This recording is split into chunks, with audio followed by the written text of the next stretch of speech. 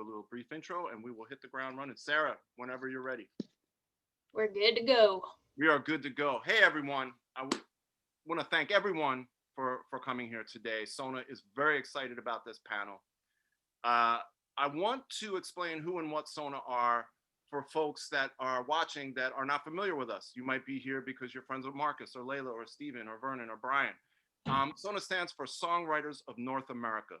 We are a songwriter and composer advocacy group that helped pass something called the Music Modernization Act.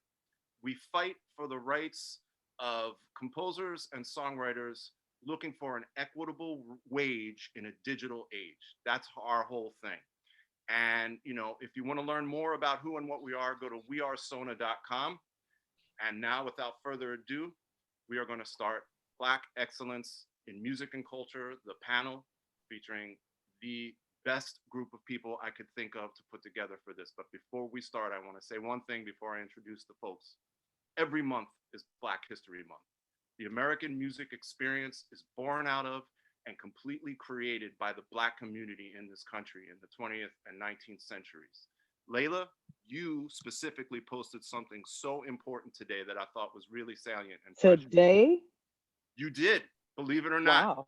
Before I introduce you, I'm going to credit you with something that's really hip and smart. You posted the graphic that says the following thing: for as long as I am Black, I am historic. I do not need a month. I exist for a lifetime. That really, to me, we could have this discussion in any month of the year. It just so happens to be during Black History Month in February, but I think it's really important to have these conversations and to celebrate and recognize, especially in the last year in this country's experience, where the Black community not only saved democracy, but is also finally fighting, getting recognition and fighting for equal rights, and think the needle is moving in a way where people are participating in that fight for justice and peace way more so than ever. And I think this isn't just Black History Month, it's Black History decade, millennia. So having said that, I'm going to now introduce everyone, and then we will have intellectual chit chat. In no particular order, Brian Alexander, while he's enjoying a lovely sip of a beverage that is indeterminate. Kombucha. Kombucha, oh, very nice. You're in LA when you're drinking kombucha. They are not drinking that in Staten Island, Vernon.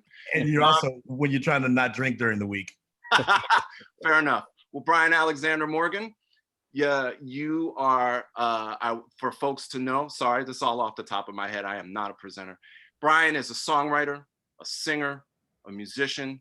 You know his work with the unbelievable work with SWV, Drake, Usher, Martha Wash, and Leila Hathaway raising her hand.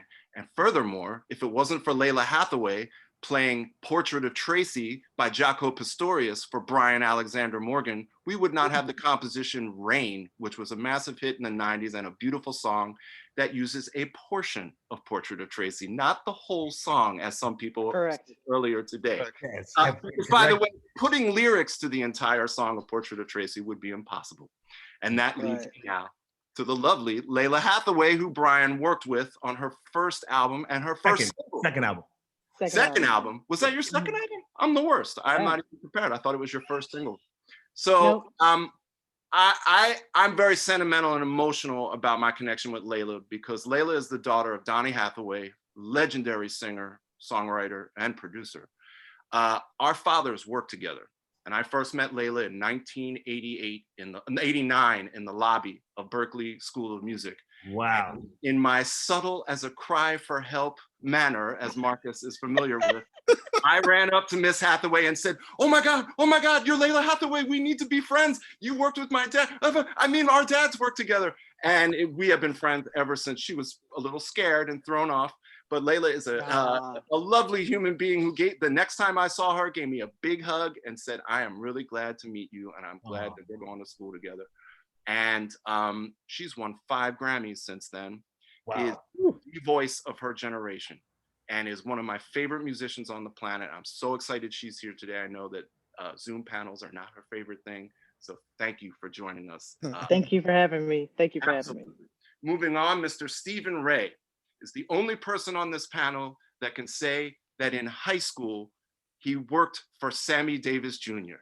Yes, Hey. the Candyman can. Stephen worked for Sammy, and then a few years later, worked for the legendary Quincy Jones, while Quincy did projects such as We Are the World, a little record called Thriller by an artist named Michael Jackson, Frank Sinatra, which Marcus actually played bass on, along with Milt Hinton on upright bass for some Wow. what a hip combination of bass players. Stephen was also the first Black A&R executive for New York City's in New York's Capitol Records office, and that's a really important thing to point out. Stephen is trailblazer in that department as an executive. Later went on to work with Windswept Pacific Publishing and is now a film executive and producer, has a film out right now called Son of the South, a beautiful film, civil rights story. And I'm really happy, Stephen, that you could join us today because you're going to bring a perspective to this conversation from an executive side that I don't think it can be replicated by other folks here. In no particular order, we move along to Vernon Reed, a man I met in 1988 while his band Living Color, where Vernon is the guitar player and leader and founding member of the band, right? Vernon is an unbelievable guitar player, absolutely changed the way young musicians in that era approached learning how to play guitar. I was really fortunate enough to watch part of the first Living Color record get mixed, as the producer Ed Stasium was kind enough to not kick me out of the room and yell at me. And Vernon has just been, what an incredible musician. So many different projects over the years. Yohimbe Brothers, man. I just listened to Yohimbe Brothers. What a force, what an incredible individual. And I have to add, probably my favorite photographer on the planet right now. He has been documenting the COVID experience in New York, and please follow him on Instagram. Burnt22, is that the? Burnt, like burnt with a V. Burnt Yeah. 22. Yeah, B-U-R-N-T. VURNT22 on Twitter and Instagram. Yeah, for real. And just unbelievable, man. Your photography is just, Thank you. just another level. Last but certainly not least is a person I know for 1 year longer than Vernon. Marcus Miller. I don't even know how to explain my connection with Marcus. More than anything, you guys know Marcus as a bass player, a producer, a composer, a recording artist in his own right, a UNESCO artist for peace. Marcus is the complete package in terms of what I think the Black American experience is from an artistic and cultural side. I first met Marcus when I was 16. He invited me into the studio and became my mentor. I get very sentimental and emotional because the trajectory of my life changed because of Marcus Miller. And I can't thank him enough for that. But my education didn't just focus on music. I learned more about history in my senior year of high school, hanging out with Marcus and learning about Hannibal than I would have actually being in school. So it's with great pleasure that Marcus joins us today in this conversation. You're all amazing, and I think this is going to be a great discussion for folks to learn from and listen to. So Marcus Miller, ladies and gentlemen. Yeah. Hey. Right? Pretty. It's a pretty decent group of folks. So Marcus, I wanted to actually start with you because Carl Beatty, a really good friend of mine and someone that you worked with 40 years ago, almost to the day, on Never Too Much. The Luther Vandross record was done in 81, was it not? I think it's coming up on a 40th anniversary. Yeah. I'm going to read the text that Carl sent to me verbatim because we were still trying to figure out like the way to get this into a question form. But I love Carl. He's really, really bright the way he brought this up. He was like, I'm trying to come up with a question around Miles and Marcus since Cicely Tyson just died. She and Miles were such icons, and it ties such a deep history into the art and culture of the Black community in the United States. What I don't know is how any of that was at play with Marcus's development as a young Black man musician, his connection to Miles and Cicely. Nobody knows how Miles shared amongst musicians except for the musicians that were around him. The rest of the world is familiar with the aura and the outsizeness of Miles. But can you speak to the, and before you answer, I will say, Vernon, when I asked you to do this panel, the first thing you brought up was Cicely Tyson and the Black excellence and currency that she represented. I just wanted to ask Marcus, since he had such a strong connection with Miles, to elaborate on that. I got called by Miles. He'd been in retirement for 5 or 6 years, and Dr. George Butler at Columbia Records finally coaxed him out of retirement, right? So Miles was looking for some young guys to put a band together, and somebody recommended me for bass. So he called me. So the first time I met him was at a recording session for an album called Man with the Horn, which was kind of like his comeback album. And so after a couple of days of recording, he said, you want to be in the band? So I thought about it. But I was like, yeah, where do we rehearse? Well, we ended up rehearsing at his house. He had a brownstone on the Upper West Side of Manhattan, very famous. Everybody knows about it. It had this kind of Middle Eastern decor, so they called it Baghdad on the Hudson. But so we're at rehearsal right there in on the ground floor of his brownstone. And like the third day of rehearsal, I look and I see coming down the stairs Cicely Tyson. Oh, wow. And it's like, Leila. it's like, she was already a legend, and that's like 1981. Yeah. She had done the autobiography of Jane Pittman, and she had done Sounder, and she had just finished Roots. Okay. Wow. So this is like, I just saw like the whole Black experience coming down the stairs. Right. You know what I mean? And it was really a trip. It was really hard because I'm already dealing with Miles, who I just met 2 days ago. Damn. Right. It's a lot to process. That's a lot. Yeah. Wow. And it's Cicely. So, luckily I was only 22. So you don't get it. I was about to say, out, yeah. I was just like, oh, that's Jane Pittman coming down the stairs. She's not 100 years old. Looking kind of spry, right? Yeah, she's looking kind of youthful. Anyway, Miles eventually told me, yeah, man, we were together in the 60s, he and Cicely. As a matter of fact, she's on the cover of, is it Nefertiti? Right, yeah. Nefertiti. If you look at Nefertiti, it's her profile. It's beautiful. Yes. And Miles was one of the first guys who insisted on having Black women on his album covers. Before Miles, the style was to put a white lady on a jazz musician's album cover to make it more palatable, because jazz had a potential to sell to a big American audience, provided the imagery was right, So there was actually an album, I don't remember whether it was Nefertiti or Someday My Prince Will Come. I think it was Someday My Prince Will Come. Columbia put together an album, an album package for Miles. And he said, who put this white woman on my album cover? And they said, what's wrong? He said, no. And at that point, Miles was married to Frances Davis. And he insisted. And the album cover that we see now for Someday My Prince Will Come is Frances. So he got that battle done. So by the time we got to Nefertiti, which was a few years later, he put Cicely on there, man. And it's just so beautiful to see. And I don't think people realize how powerful those images are.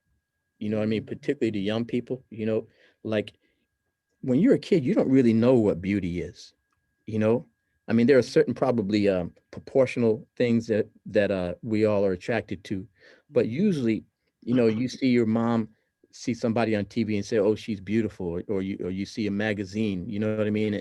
And we start to get programmed, right, with what's beautiful. And so in the 60s, we were still getting programmed to not really appreciate our own race. And Miles was instrumental in changing that, you know what I mean? Because if you put somebody on the album cover, that instantly means she's beautiful, or else she wouldn't be on the album cover, right? Was that Betty Davis? He was married to Betty Davis at the time. Is that the same person? Well, first it was Frances Davis, early, and Someday My Prince Will Come is like early, like 1961, right? Then Nefertiti, that's mid 60s, that's Cicely, and then Betty Davis After. Betty Davis is the one who got Miles into all the Jimi Hendrix, And the Sly Stones and all Sly that. Stone and all that. You know what I mean? And she helped him change. So the women in his life were really important. But getting back to Cicely, they were together. He said he couldn't stay with her because she was too clairvoyant and he couldn't get away with nothing. You know what I mean? Which wasn't going to work for Miles, you know? But he said, but they were always connected. You know what I mean? So he had gone through this dark period where he was in retirement, who knows what he was doing, holed up in his brownstone in New York. But when he needed to come out of retirement, there she was. You know what I mean? So I got to be on the road, traveling through Europe with Miles, hanging out in his hotel room with him and Cicely. And I finally got comfortable enough to see them as human beings. Right. And it really made me realize that excellence is not about walking around being excellent. It's about the decisions you make, the roles you take, the music you play. You know, the decisions you make are what make you excellent. Wow. Yeah, I was thinking about, like, I remember first seeing Cicely Tyson as, I was 8 years old. And I remember, speaking to your point, Marcus, about like, well, certain, maybe just the shape of someone's face, or I just remember she's otherworldly. She's magnificent. And then as you get old enough to appreciate the talent and the skill and the class, I mean, she's like Laurence Olivier level actress. She's so powerful. So to lose her on the eve of Black History Month after the year that's happened is, she's really heavy. I actually thought to myself, like, we have Jay-Z and Beyonce, but in my household, Miles and Cicely Tyson is like, I mean, when you saw them walking down the street, it was like, that's a history book coming at you. You know what I mean? Yeah. And, Cicely made a lot of important choices. She was offered a lot of roles. And early on, despite finances and all that stuff, she had decided that she's only going to take roles that she feel like uplift her people. And, it's one thing when you're a star already and you can pick and choose, but when you got rent to pay and you still are keeping those values, that's something real. Yeah. I think that's something that is a little lacking right now. I don't feel that as much of late. Not necessarily just in any one community, just in general. Well, you can't blame people for taking a gig, you know what I mean? But you can applaud people who make those kind of decisions because it's not easy, you know what I mean? Right. Yeah. No, I want to share, I have a very, very rare story that I haven't shared. I think I'll share it publicly. I shared it with a couple of close friends. I text Vincent, letting him know that I had something I wanted to share with him after a special moment that I had after Cicely, after she passed. It was when we were working on, Quincy was working on James Ingram's album, This Your Night. Miles had called him, had called him a couple of times to say, hey, I want to bounce some ideas off of you that I've been working on. And he said, can you, I want to send you something more. And so Quincy said to me, hey, I don't want anybody, a messenger, picking this up. Can you go out to Miles' place in Malibu? At that point, he was out in Malibu, and can you go pick it up? And I said, well, yeah. So I'm thinking it's going to be left at the door in an envelope, a cassette. I get there. I ring the doorbell thinking the housekeeper's going to come out because it wasn't on the front step. And this when he lived in Broad Beach, Marcus, you guys, and the door opens and now you got to remember, I'm 23 years old. Miles opens the door in a robe, and I literally freeze. Like I couldn't even hardly speak. I had never met him before. And he, I won't say exactly what he said, but I'll just paraphrase. It was a very hot day out. It was like 95 degrees that day. I'll never forget it. And he said, you just gonna stand there? And I said, well, Mr., he said, well, come on in. So I get it, come in the house, and I hear a woman say, hey, baby, who's that? And he said, "Oh, it's Quincy. Quincy's guy. He's coming here to pick up some stuff, pick up some music. I want Quincy to hear." And I'm standing there. First of all, like Marcus, I can't believe that I'm here. I'm in this environment, and I look over into the living room. And the reason why I'm sharing this story, because what you had stated, Adam, people, they only know them from this other perspective, this other worldly, but they don't. I was having a chance to experience their humanity. And Miles leaned over to me and said, "Hey, you want something to drink? I gotta go get this cassette for you." And I said, "No, I'm okay. I'm okay. I'm nervous." He goes, "It's hot as motherfucker out there, man. I know you want something to drink." And I laughed. And then I hear Cicely yell she said, "Baby, who's that?" And so I lean over and I walk over, and she goes, "Hey, baby." She goes, "Did you ask him if he wanted something to drink?" And Miles, he said, "Yes, I did. I'm going to Right, get these are these are human beings. Yeah, Wow. yeah. I feel like I'm with my cousins or something in Oklahoma, you know. Mhm. And he said, "Yeah, I'm going to get him something to drink." So he goes and gets me a Coke, and she said, "Baby, come over here and sit down." And I'm just like, so I go sit down in the living room, and it's like, the beach is there, Marcus, and she's sitting there, and she's getting a mani-pedi, and she looks over at me, says, "Baby, where you from?" And I tell her where I'm from, but it just speaks to how beautiful and sweet. She didn't know me from, they didn't treat me like I was just, and she said, "How's Quincy doing, baby?" And I told her, "He's doing great. We're working on this album with James Ingram." And Miles comes out, gives me the Coke, puts the cassette in one of those 12-inch envelopes, those old manila envelopes, and takes the pen and does the thing and gives it to me. And he says, "Oh, you tell him I said, hey, and tell him to call. I want to know what he thinks. I want to know what he thinks." And I finished my Coke, and she's asking me about being in Oklahoma. What was that like? And I get in the car, and I literally had to sit in the car for about 20 minutes. I couldn't drive because I was and she said, "Bye," before I got in and she's like, "Bye, baby, you take care now." And it was like I had just spent like 20 minutes with my family. Yeah. And Wow. I hold that deeply in my heart forever. That experience. I later saw Miles at his 65th birthday party, Marcus, in Central Park. Oh yeah. I was invited to that, and because Darren Johnson was playing keys with him, and Darren and I pretty much grew up together, and Quincy everybody was there, and it was a beautiful moment. But and we took a photo together, but I'll never forget that moment at the house. And I just wanted to share that because when you spoke about who they were as people, and they were. Well, man, I'd be in Miles' hotel room like in Italy or something, and Cicely had just been shopping. You know what I mean? So she comes back and she, like our conversation was kind of a low-key, chill conversation, and Cicely bursts in the door with energy. You know what I mean? "Hey, Milace," she used to call him Milace, right? And Miles looks at me and says, "Marcus, don't you hate when there's women come in here, man?" I'm like, "Don't be trying to get me to co-sign Jane Pittman." Okay. He was like, I said, "No, man, you have to do that on your own, bro." For real. Hey, Steve, did you keep that manila envelope with the signature? So this is the crazy part of that. I get back to the studio at Westlake, and I give it to Quincy, and he's, and then we're in studio late that night, of course, every night. I take him back home, his house. Then the next day, he gets in the car and he puts in the cassette. And I said, "Hey, where's the envelope?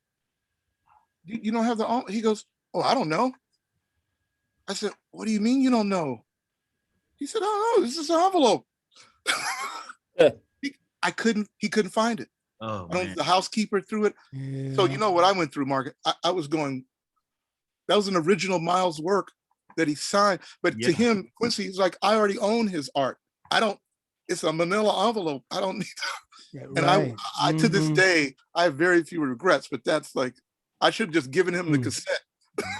Yeah. You're right. It's really hard to when you hear legends talk about other legends, especially from the same generation, Right. because they talk about each other like regular people. Like, You know what yes. I mean? Like John Coltrane, Miles ago. Yeah, man, Coltrane used to wear the same suit, man, for a week, man. I said, I don't want to hear that. Oh, Mhm. Yeah, that no. Mhm. Yeah, no. no. I mean, they were regular people, man. They just did They, incredible things. right? Yeah. Mm-hmm. Wow. That's a great way of putting it. It's funny, Stephen. I was just, well, actually, and Marcus, everyone. I was lucky enough to spend like 4 or 5 different sessions worth of time around Miles, and like he was always incredible.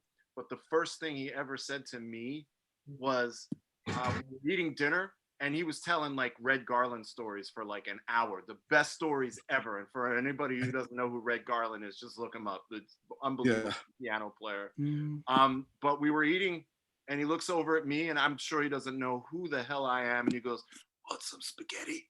When I heard Miles in that voice ask me if I wanted spaghetti, I said, "That's it. I'm done. I'm 17, and I have reached Kilimanjaro, the peak. You know, I want some spaghetti." I said, "Yeah." So I shared spaghetti with Miles Davis. I used his fork. I was like, "I'm in. I'm down." Studio A right back in the lounge. It's amazing. But yeah, and you know, but I wanted to, Stephen, I actually wanted to ask you and Vernon about specifically, and this is a hard right turn, but specifically about your experience as an executive and the sort of constraints in the Black community for executives that are A&R executives, and sort of speak a little bit, because I believe you were trying to sign Living Color while you were at Capitol, and you had some, I would say, typical American record company experience for Black execs. Please speak to that a little, because I think it's important to hear it for folks. Yeah, well, it was very foreign to me coming from Quincy, being his assistant and, you know, driver, and, you know, Quincy doesn't know how to drive. So I was very fortunate to be able to, I had to go everywhere with him because he didn't know how to drive. So, so I was exposed to everything. I was exposed to, meeting Leonard Bernstein, meeting, everybody, music was music, right? So I get the job at Capitol, and they moved me from LA to New York, and I'm very excited. A couple of people that I knew there said, "Hey man, you living in Manhattan, man, you need to be in Brooklyn, brother. You need to be in Brooklyn." So I was like, yeah.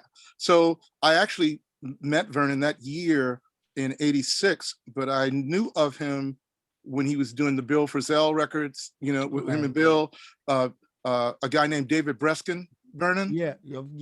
So David Breskin is the one that really introduced me to Vernon. And then, then I met with him and Corey, and they, I'll never forget it. And I pushed to get them signed, and I got the kickback. Well, this is not R&B. I'm like, well, shit, no shit, And I said, these guys play their ass off. What's the problem? I mean, they're great. And I got the pushback, but I later found out there was other reasons, not only just that they wanted to keep me as a Black executive. You have to stay in a box. Capitol did not allow me to sign Expose, the girl group that Clive Davis signed, and they sold 4 million albums. Ben Margulies brought me Mariah Carey. And in 1987, 3 years later, she becomes a household name. Capitol, they just, we have too many females on the roster, that kind of. And I just, so I got really frustrated. It's a very frustrating thing. We don't want to make half a $500 million, so like we'll let her go somewhere else. I just don't, but I really wanted. I mean, Vernon and those guys were so brilliant. I was just. But MC Hammer is like, yeah, there it is. Come on, man. There you go.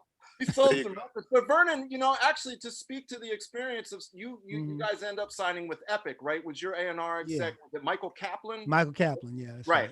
That's who I worked with a bunch in the 90s. And trust me, my favorite thing about A&R execs is they will let you know for a decade, every act they signed, if there was any success that they had. They're gonna wear you out with it. They will wear you out with it. And they know that the success, like I know that signing Living Color for Michael Kaplan, who I really like Michael. He became a great person after the experience of being in the major label grind. He's become a good dude. he basically, it was nonstop. But I remember hearing the album like as a kid, just very privileged to be able to hear it in the context of the mix sessions and saying, this is important. This is historic, but it's not historic the way that I think it's going to be told. I was instantly annoyed by the fact that it was like, I can't believe this. They're Black. It's a rock band. They have guitars. Oh my God. I'm like, have you not heard? Well, you know.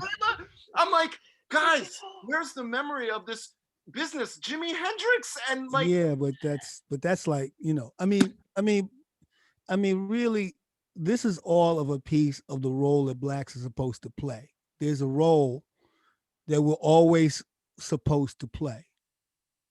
And to the degree that you refuse to play that role is problems. Mm-hmm. That's the thing about when you talk about something like white supremacy, like everybody thinks it's, you know, it's strange fruit at the end of a rope. And that's actually a very, in a weird way, a very comforting image in the sense that it's the ultimate evil. And you could point to the ultimate evil and say, well, that's what that is. And you could point to that and say, that's racism. Now, the very fact, like, I won't even go into the twist in terms of the insanity of my career, like the left and the right, all the craziness that it took for A Living Color to exist is bananas. And having fights with some of my favorite people about what I wanted to do. Right. Now, people love to talk about Mick Jagger, right? And Mick Jagger had this role to play.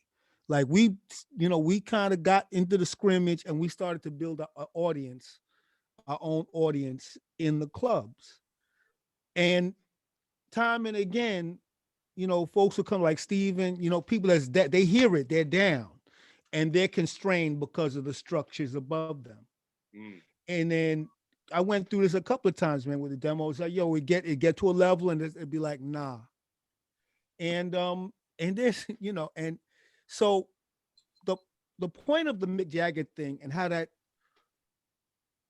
connects to white supremacy is that it took for Living Color to be signed. Now we had to, we packed them at CBGBs and we were able to pack other clubs, and it took a while to do that. Mick Jagger at that time was literally the embodiment of rock and roll. He's literally the most, you couldn't be more famous in rock and roll music than Mick Jagger. It's like the Lips, you know what I'm saying? Like Mick Jagger is that dude. And I did this audition. There was an open call audition for cats to play on Primitive Cool. Oh yeah. And it was every guitar player and bass player in New York. And I won't even get into the behavior of people because you know these are your 48th Street boys. But now the gig is on the line and cats ain't talking. They giving you their back. I get it, right? And I can be a very self-conscious kind of person. And I didn't think my audition went well at all. But Mick Jagger walked up to me. And I dragged Corey to that audition. I said, I can't do this by myself. I said, come on, man, you come with me to this audition, right? So I did my thing. And Mick walks up and said, man, I heard your band is very good. I'm gonna come check you out. And I was like, you know, throw a dog a bone. Okay, sure. I mean, I was like, it's nice to meet you. He actually came through. He actually showed up with Jeff Beck. Wow.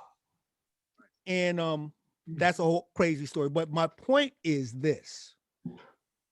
For us to advance to the point where Living Color could be signed, it literally took the most famous person in rock and roll to co-sign what we were doing. That's the thing about it. And I love that he did that for us. But the fact that he had to do that, and we couldn't go through the normal channels of bands and A&Rs that have a following. We couldn't go through those channels. We got stopped and got blocked. The fact that it took the most famous person for us to actually do it, that's oppression. That's oppressive. If you have to have the most famous person one of the most famous people in the world to co-sign what you're doing, for you to do something is crazy. So Vern, the way rock acts were going then, what you would do is you'd start small and you build your own audience. You start in the clubs. Yeah. And once you start packing the clubs, the word gets around, the A&R guys start showing up at the clubs. Absolutely. That's how it worked. That's how it was, like a farm team. Like you play at clubs on the west side. But CBGB's was the rock room. Spot. Like you could play the Lone Star, you could play the Cat Club, you could play Tramps, and people may come, but the A&R people are going to go to CBGB's because Blondie, Debbie Harry and Blondie and the Talking Heads and Television, you know what I mean, and Richard Hell and all of them, they became who they became out of CBGB's, which was like after the whole punk thing, that became a thing. So it was like once, David Burns talked about this ain't the Mug Club at CBGB's, that put them. That's a wrap. Yeah. It's a wrap, right? Mhm. So that's the thing about this, talking about why it's so difficult to talk about the situation with race in music. The thing about Michael Kaplan, Michael Kaplan also signed Stevie Ray Vaughan, and he also signed Genuine, which was really interesting because Genuine is R&B artist. So because Mike was a music guy. Like if you go into Mike Kaplan's office, he could be playing gospel, he could be playing fusion, he could be playing metal, he could be playing blue, he could be playing, because he was a music dude. Right. So he was like, man, I got this cat Genuine. And I was like, wow, he played my record. I said, man, this is like R&B. And it was not cute. It was not cute because it's a signing that's not in his territory. Right. Right. It was like the black department was supposed to do that. And it's kind of funny. Like when we met some of the black executives, they were like a little, like some of them were mad cool, but a few of them were like, were kind of neutral. And it was like, y'all, we're black in the city. Well, you know what I mean? And that situation is the divide and conquer scenario. Yeah. I ain't talking to you about, you over, okay, you here, you up in here, okay, I got to deal, you up in here, but you did that with them. And it's like, wow. Yeah. I mean, it's part of that, what, Adam and I have spoken about before. Brian, you and I talked about this, is that's part of that privilege. If I find, like I found Gavin DeGraw in the East Village years later when Manuel Seal and I had a deal at Warner Brothers. The person head of the new president of the company said, "Are you going to make an R&B record?" I'm like, "What are you talking about? What are you talking about?" So the idea that if I find, or Living Color or Coldplay or Radiohead, I don't have that. It doesn't go the other way. Wow. But coming from Quincy, It never goes the other way. it doesn't go the other way. So But great. but I was in this elite bubble with Quincy those 4 years that I'm thinking, yeah, man, I'm gonna do my thing. And then all of a sudden it's like I'm dealing with this corporate, And this corporate. Clive swooped in again on you on that one. Clive swooped in again on me, on Gavin Gavin. DeGraw. Yeah. And 5 million albums. And I made found you him in the East Village. Nobody had even touched Wow. him. So Yeah, he dope. signed it. That's He great. And signed you it, see, it's just so. Hey, You know, is it exactly the same situation now these days? What do you think? I think it's Record companies a lot aren't like as that. strong. Yeah. Layla, What were you gonna say? Oh no, I was just gonna say that I know that I can find, like, if I'm listening to my Pandora station, like, when you go get your hair done, it takes like 47 hours, so you get to listen to a lot of records, Adam, a lot of records. So I will notice on my Pandora station, I hear Adele, I hear Barbara Streisand. This is on the Leila Hathaway station. Yes, yes. because they are slow, well-sung songs in the tempo of blah blah blah and that. I never hear myself on the Adele station or the Barbara Streisand station. Wow. Ever. So That's a absolute brilliant metaphor, an algorithmic metaphor. Yeah, it's crazy. right. spot right. on, man. Crazy. Wow. And it's so unfortunate because it's so,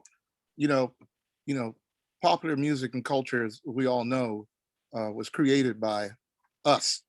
So it's unfortunate that that the mentality is there where, you know, I mean, since Dr. George Butler, for example, Mark, I mean, has there been a Black executive running a jazz label? You know what's crazy? You know what's crazy? Yes, there It's has it, been, but sorry, Vernon. Real quick, Branford ran, if I'm not mistaken, Branford and Gabby Orman ran.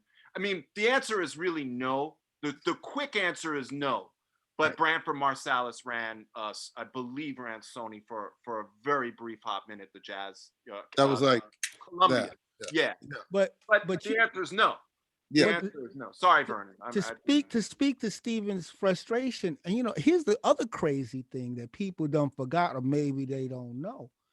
Like the person responsible for the Birds and for Simon and Garfunkel is Hello. Black. It's Tom Wilson. And Tom Wilson signed Frank Zappa. Like, I know like that. people Wow. ain't even hip. So the whole idea that you are caught up in a narrow space and we don't have the ears to hear the whole thing is a bunch of, you know, is a, I don't know if I can curse on this, but it's a bunch of bullshit. Really. I mean, and the Birds, Miles was responsible for the Birds being signed. Right. He was like, them boys are doing something. Right. And that's the reality of the fact that the boundaries between the music are mad artificial.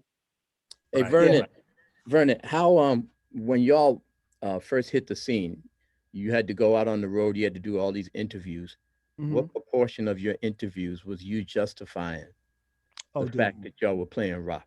Oh, dude. I mean, what did you Oh, have to dude. do? Did you have to break out Jimi Hendrix? Did well- you have to break out? What was your life like in terms of that? Well, part of the thing is explaining that I'm not, you know, that I'm not having an identity crisis. Wow. Like that's like the first thing is like I reject the premise, right? The premise is, well, if you're playing rock music, that you must want. I said, no, that has nothing. What are you talking? I mean, that has nothing to do. My Blackness is intact. You know what I mean? Mhm. I don't accept since I don't accept the premise of what you're thinking about, Right, and I could talk to you about Arthur Lee and Love. right. You know what I mean? And talk to you about Edwin Bird's song Supernatural, and talk to you about Mother Night.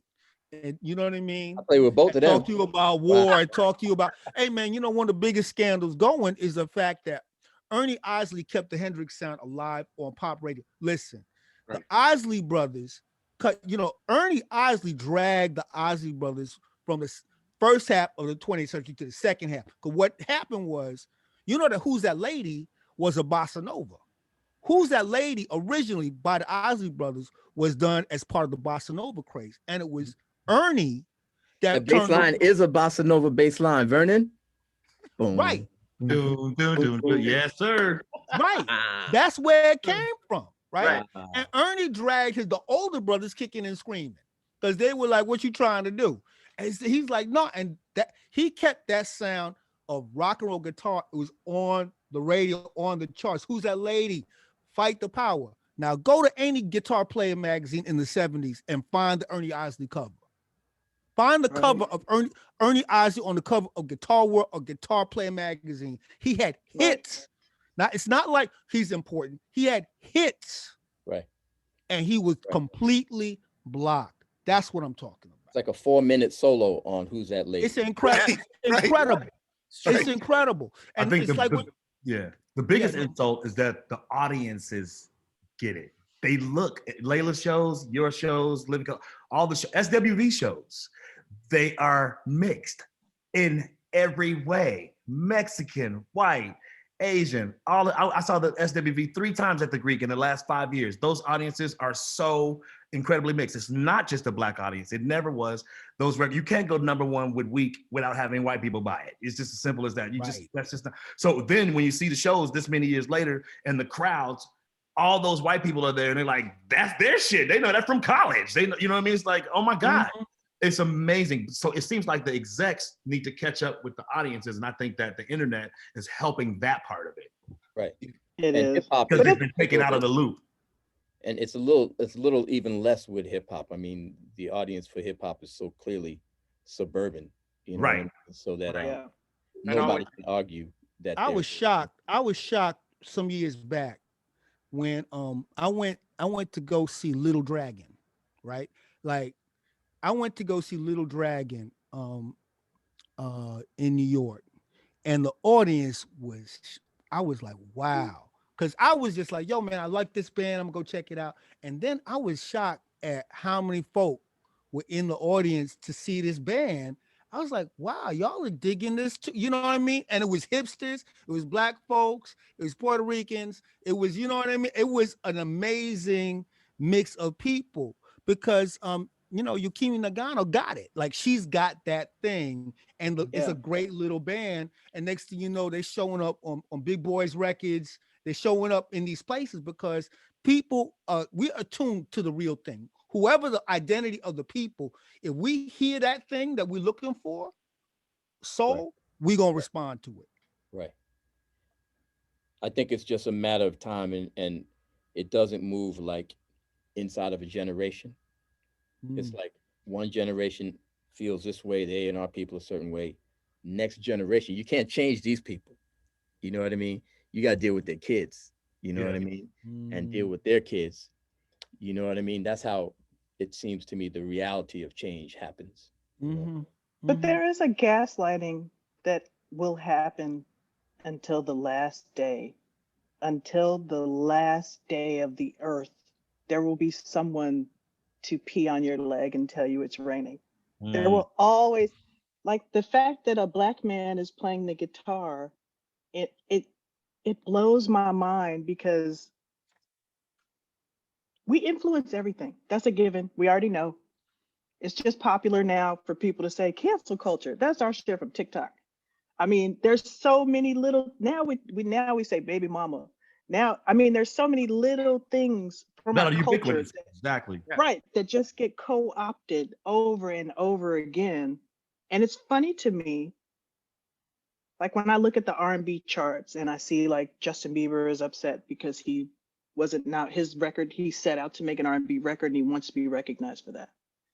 It's really funny to me because everything we do influences everyone. So it makes sense that we're playing rock and roll, that we're playing country, that we are singing the blues, because we are the originators of a lot of that stuff. But they would have you believe that that is not the case. They will pee on you and tell you it's raining. And I want to add to that. I was riding in my car the other day, and "It's Too Late, Baby" came on. It's too late, baby. And I was like, now, the big deal that they made about white singer-songwriters, but when you listen to that rhythm section, though, I was like, I know that's Cornell Dupree, and I know that's, come on, people. This is the blackety blackest rhythm section in the world. I'm like, this don't exist. This whole vibe doesn't exist without them. Right. She's great on the piano, love her, but man, that track. But if you look at the whole singer-songwriter genre, we are never in that. No. If you go back to Yacht Rock and those records, they're all influenced by us. It's the Doobie Brothers. And played by, it's Ambrosia. It's, all of those bands. The blackest of black vibes, yes. Soulful, sort of smoothie black music, kind of akin to smooth jazz now. You know what I mean? It's crazy. I mean, because they had Greg Fillingane's on shit, and Well, I was gonna just say the entire career arc of the Bee Gees changes because they hear Philly International records, and all of a sudden Barry's finds his falsetto, and 115 million records later. They are, you don't even know, you know what I mean? It's like, oh, well, no, that's what they do. And it's like, no, that you get that from somewhere. And I want to say this on some reverse white people shit. Hold up. There's some reverse, when you mention the Bee Gees, there's a reverse thing that happened there. Check this out, guys. People don't know this. On Staying Alive, this is to the hip hop kids. That's one of the first times a drum piece was ever looped. Yep. It's a loop. Is that. And that is huge because I always, when I was a kid in 77, when I used to play, you just could not understand how that groove could be so consistent. It's like, it never stops, but it was looped and it makes all the sense in the world. But that changed, their records sounded different than everybody else's because of that one little thing, right? Yeah. And that changed the game. But you know what's fun? Sorry, go on, Vernon. You know what's funny though? When everybody thinks about the first hip hop record, everybody thinks is Rapper's Delight. right? Everybody thinks right, but really, the first hip hop record for real is Pig Meat Markham. Here Come the Judge. Oh, the judge is evil this morning. Go back, I was Yeah. go Which- back on Stacks. Yep. And On which I Stacks. used the Okay. hi-hat from, by the way, on I'm So Into You. People don't know that. Oh wow! Big beat.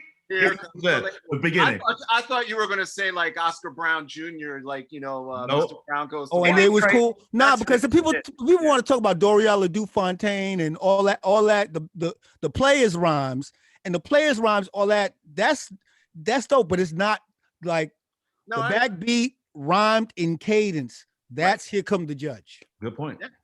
Wow. That's 1968. and that's like and it's like a skit too. Yeah. It's like a skit too, as well as a hip hop. That record is Living Color and a rap record all in one. Yeah, well. To hear my mother tell it, all of that stuff started in church before anybody even knew it was starting in church anyway. Most of the Signifying. traditions in Yeah. this culture start somewhere in the field or in a church. That's right. Somewhere. Absolutely. That reminds me to say this little sidebar here, but I'm just thinking about sessions and making records and what all the things that we're talking about. But I met Marcus because of us working on the Frank Sinatra record. Mm. That's when I first met Marcus in '84 in New York. I met Leila because when I was at Windswept, Ricky Z, Leila, Yep. friends with your mother, is how I met Grandfather, her. yeah. So and Wow. grandfather, so from Chicago, but it just makes me it's such a community that, and it's so important. One of the things that to discuss is the importance of education. Like all the things that we're, Vernon knows what he knows because he researched and read. Marcus, Layla, Brian, because there was music education. It existed when we all came along. When I started out as a drummer, we had music and school programs. So it's so important, and a lot of those programs, freaking credits and reading credits. But a lot of those programs were taken away, especially from Black communities. In public schools, there's no more music education. Right. And we really need it because even more than music, improving your cognitive skills and math and science and English, it's our history. It's a lot of the history that we didn't get taught in school and some kids didn't get taught by their parents. Right. A lot of this music gives us our history. Yeah, I mean, I was obsessed with Marcus and Luther and all the great work he did on Luther. I mean, I was just literally like, oh my God. So when I met him in '84, I still am, right? And look, I escape into those records. Listen, yeah. If I could have been a fly on the wall at any of those sessions in the control room, I'd be making up scenarios in my mind. Okay, Marcus might have walked in and listened to Jump to It. I don't know, on the playback, and I'm just, man, could I have been a fly on the wall when Rita was doing that scat on the minor part of it? Oh my God! Yeah. You kidding me? I was so happy when Layla came along to hear that voice and her phrasing. It was like an arc. It was like, oh my God. Yes. Oh my God. This is a line. This is a young woman singing, like really singing melody. Absolutely. Really engaging, and it was my Layla thing. Listen, I had to work my way up to Layla. Let me just say that. Get out of here. Right now. Let me know. I'm so real. Let me tell you the real deal. 1989. 1980. Right? Jeff Foreman is playing me demos of her before I ever seen her, before I ever did anything. I just was hearing her. And she's really young, and she's got demos that you'd probably be mad that he played me, but it was a whole lot of older stuff before he even was at Berkeley, like just a lot of stuff. And I said, wow, her just raw tone alone is making me go crazy, but I gotta meet her. So Jeff was like, you can't meet her, B. I'm developing her. She's getting the thing together. So one day, maybe 2 years after me begging, Jeff said, you can come to this particular session where Angela Winbush is producing, I believe it was Baby Don't Cry. At a session, and Ronald Isley was there watching the Super Bowl in the lobby. Yes, I remember. And you remember that? I sat my black ass down and was quiet like I was the freaking janitor and didn't say a word. Listen to that door kept opening, and when that door opened, and you hear, baby, don't cry. I was like, oh my God. Oh my God. Yeah. Listen, and I was quiet as a mouse. That had to be 1989, 90, somewhere in there before, way Yeah, before that. 89. 89. I remember in that session being like, oh, Black women produce records? There you go. Oh. Boom. She was in that room. Ronald was out in the lobby, like you said. Mhm. She had played all the instruments and the key bass. Listen. She took me in the booth, and literally that vocal on that record is me reading the lyric off the paper.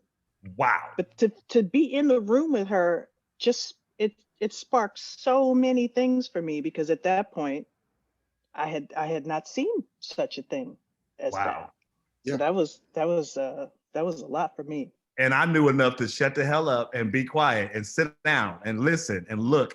And let me tell you something. And my first of all, my level of reverence for Leila and Angela at that time was so high, and she hadn't even came out yet. Yeah. You see what I'm saying? So just the level of respect. So I literally had to have a triple platinum album with a Coco on it for Leila to even like say, "Oh, who are you again?" It wasn't even like that. I mean, No. coming up in that space, like once I had made the record, I was so thinking I was a jazz musician. Like it didn't Totally. occur to me that there was anybody that needed to do anything. Like I was getting to work with Marcus Miller called me, and then I became, as Adam can attest to, I became the queen of Berkeley because Ah. And I was but with Marcus. I need to. So imagine this. I was the annoying, slapping every single. I slapped ballads. I was just like, I play bass. I play like Marcus. I'm Marcus's guy. You ain't shit. And when Leila cracked me up, because not only was she the queen of Berkeley, Leila was always just like, I loved talking to you because you always had this sense of, you were always humble. Like I could always just laugh, and you were just good people. There was never bullshit. There was a lot of bullshit with other people. And it was funny. One thing I was going to say as a side note, when just connected to the Living Color thing, just as a connection to the Berkeley experience, when Living Color came out, there were people I stopped being friends with when they were surprised that a Black rock band was successful. Because Right. speaking to that implicit bias and that, stay in your lane thing, the Berkeley thing is such an unbelievably strange experience. I always remembered thinking to myself, like, I wonder what it's like for Leila being here, because Leila's already ready. She's already there. It almost felt like I went to that school for 17 minutes and I felt like I need to leave. I'm ready. I went back to New York and was doing sessions right away. I just always cracked me up. You were the queen of the school, but you did not. You didn't. I did not know. That, yeah, I didn't know. no, I didn't know. You were very cool about it, and I'm thinking to myself, of course Marcus is going to call you. Why wouldn't Marcus call you? He should want to work with you. End of story. But see, I always felt so lucky that Marcus called me, because based on the kinds of records that I was making, I had 5 or 6 A&R people. They all decided what I was supposed to do.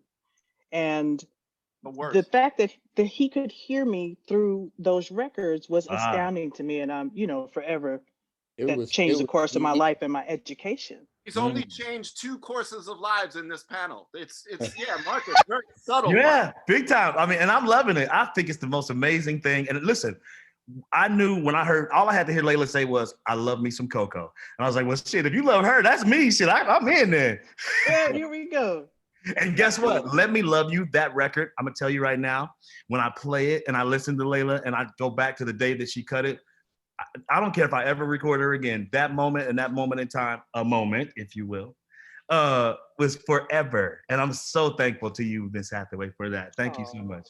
I really mean that. Like, I think that for at least that moment, I got to get our vocals together and see what we sound like together. And it's kind of like it was a dream for me. You know what I'm saying? I appreciate that. And I think we still sound dope. We sound amazing on that joint. We're awesome people, We're good people. What it makes me think of is that the one thread here, the connective tissue for all of this. I mean, Vernon's worked with Marcus. I've worked with Marcus. Layla's worked with Marcus and Brian. It's all about and the Wayman Tisdale connection between me and Marcus. For sure. Let's not forget that. The Wayman Tisdale thing. And yes. A feel like Huge, we huge. lost Steven. I don't know where he went, but I hope he can get back in, Sarah. But I was gonna say, technology has created a thing where the sense of community vanishes. Like, you know, it's funny. Vernon was saying, you can't call it a studio. I'm in my room. We all have these rooms, and there's a laptop, and maybe, you know, I see a mixing desk in Marcus's room, and I see some synths in Brian's room. But what this has all created is we've all gone to our other corners. My whole childhood into hanging with Marcus, into then working on my own, was always about community and being in rooms, and like nothing was better than sitting there and watching Luther Vandross walk in the room, like subtle as a cry for help, saying, "What is wrong with this city? I just walked for 10 blocks and nobody asked me for my autograph." You know, it's like, you need to be in studios. This music needs to be made by groups of people, not just come over to the crib and like do a vocal and leave. That's what I think has really made everything get into these lanes. Well, you know, right track was on 48th Street, right? And right. I mixed Rain there. Yeah. And 48, and that street, it can't be overstated the importance. And it was a retail area for musicians, and it was where people that weren't supposed to meet would meet. People would hear people they weren't supposed to hear, things that weren't supposed to, you know, like it's of a piece of the environment. You know, Quad was around the corner, Unique was around the corner, you know what I mean? And all of those stories and all of those things, and somebody's running out and say, "Yo, you got to check out this blah, blah, blah." And you run over there and they go, "Oh, you go to Henry." And Henry would be like, "Yo, man, I got one set aside. I knew you were going to come in. I got one set aside for you." And it was such a sense of like community on the come up. You know what I mean? Roberta Flack cornered me with her bicycle on 48th Street. She's never cornered anybody, Marcus. Roberta cornered someone? She'd asked me if I wanted to be in the band because Luther had recommended me to fill in for a rehearsal. So she asked me, I didn't want to play, I was 19, I don't want to play ballads all day. You know what I mean? So I just didn't call her back. And I'm walking out of Manny's, and you know how they roll up, the police roll up on you? Yeah. She rolled up on me like that with a bicycle. What? You haven't called me back, right? And like, how do you say no to Roberta Flack face to face? You know what I mean? So you can't really do that. That doesn't really. So I said, of course I'll do it. Of course. It was the best thing because that's where I really got to be buddies with Luther, and then you know we did Never Too Much basically with Roberta's. We did the demo with Roberta's band. You know what I mean? And that kind of, and plus we learned how to play ballads. You know, I got a question for you on that, Marcus. So when you guys cut the actual record, did you cut with Nat Adderley, like while he played that piano down, like the main piano in the record? Did you play that with him every take? Yeah. Or was it an overdub ever? No, not that I know of. We cut everything, not just Nat, with Luther too. Oh, wow. Luther was in the booth right there. You know, like we get to Superstar at the end. You guys are playing while he's and singing. He goes, "Keep it right there, keep it." Yeah. He's talking to us because he knows he got jazz guys in the band and they might mess up this groove by trying to put something else in there. So he was like, wow. He didn't call out no names, but Marcus, Yogi, Doc, keep it right there. Keep it. Yes. Play it easy. Play it easy. I mean, not for nothing, but you could do one of these with Marcus Miller by himself, where he never even talks about himself. He is one of the greatest storytellers of all time. And he was there for the stories. The way he lets you into that piece of history that he's involved with. Yes. You feel like there have been so many times I just been sitting with him like, what? And then what happened? Just the way I have heard Marcus tell stories for the last almost 30 years. And some of them I've heard more than once or more than 5 times. But and never just the way same. he tells a story. Never the same. So It's always the same. That old dude tells the same story over and over again. Yo, man, man. I said to BB, you got to do a one man. You got to do a 1-man show. Absolutely. I'm gonna put it on you right here. You got see this finger right here? You Marcus Miller. I'm pointing the finger. pointing directly at you. Vernon been giving me advice for 40 years. Okay? Listen, that same ass finger That right there. same finger. You look here, man. Look here. Where's the need to do book, a Marcus? one-man- Come on, man. Where's the documentary? You got to do One one of man the show. I'm documentaries. telling you, dude, you will There blow. is a You will blow documentary. that Broadway thing There up. is. One man show. Yeah. Just you are basically telling stories, whatever you Yeah. want to do, orchestra tracks, but That'll be telling done. stories, forget it. Right. Heck yeah. Forget it. All right. So the doc is out. There's a doc that was made by a French director, I think about 4 or 5 years ago, right? It's on Yeah. Amazon. And it's good. I liked it. I'm not in it. I'm kind of pissed, but yeah, it's good. Am I in it? I Yeah, should be in it too. I don't think Layla. Layla's in the first one. Future Marcus Miller documentaries. Oh, there's will be- multiple ones. No, there will. I'm sure There's an there will. earlier one that Layla's in because Layla, we started a tune in the video. Oh, Right. That we said we we were never gonna finished. finish So we 20 have to years finish ago. Oh my God. I get emails about it all the time. Oh my God. Oh, Wow. wow. So, guys, I have a question from the incredible. I love her. Sandra St. Victor is wild. Wow. All right now. Hey, Sam. Family stand. Hey, Sam. Love them records. And man. I mean, that's Family- just like you family know that stand. you loved when everyone in the room lights up. So her question is, and she says she broached this subject online after Mary Wilson passed. You guys were speaking of music education, how our music, our artists carry history and education in them. So if we don't have this education in schools, don't have parents passing down this legacy, how do we get that level of respect for our royalty? Where is our Mick Jagger? Where is our Aerosmith? Why do we, again, us Black people, discard stuff that's not brand spanking new on a present chart radio, not being fed to us by the machine? We discard our legends, relegating them to struggle to their end. Sorry for being dark. That's not being dark. That's It's not being dark. For real. No, that's dead on. anybody who wants to jump in. I'll start with that one because I feel like in real time, I've felt some of that sting. If you've been in it 28 years, and you know, guys, all of us have at least some of that. That ageism thing is very real. Like they just want to act like you don't exist. And somehow at 15 years in or 20 years in, you're just not relevant. So the word relevant, I think it just needs to be is no, because relevance has nothing to do with you being important to things. you know, that's our culture. It Because is. That's spot because on. think about, I don't know if your parents weren't like this. I'm sure you know people whose parents living in the North forbid any blues to be played in their house. They said that ain't nothing but hard times and we're trying to Disregarded, get away yeah. from that. Black people, we haven't really had a lot to look back on that's positive. And so we got acclimated into this thing that what's the new thing? What's the new thing? How many of us as teenagers didn't go to the party because we didn't know the latest dance? We only knew the dance from 3 weeks ago. You know what I mean? It's like our whole culture is pointed towards the future because that's where all the hope was, except with hip hop, right? All of a sudden, these hip hop artists were going, I don't know, man, something about those old records. Got Yep. That's the You know what I DJs. mean? That's Yeah. the DJs. And that And the was irony, like, you're right. The irony is that's why I'm still working, because people want that thing, whatever we had in the 90s that they don't have, which Right. is melody, lyrics, Yeah.